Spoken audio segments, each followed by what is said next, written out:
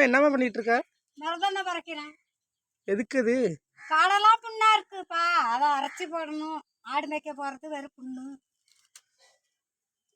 அதுக்காக தான்.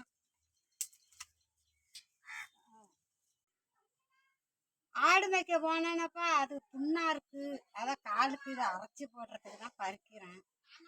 இது போட்டா நல்லா இருக்குமா? இது போட்டா நல்லா போயிடுப்பா. கிளம்பிட்டா மாமா.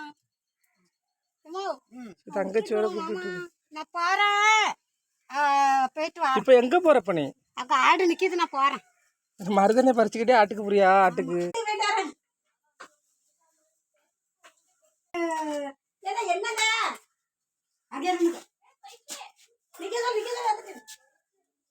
வந்திருக்கு. இந்தாமா போயிட்டா போ.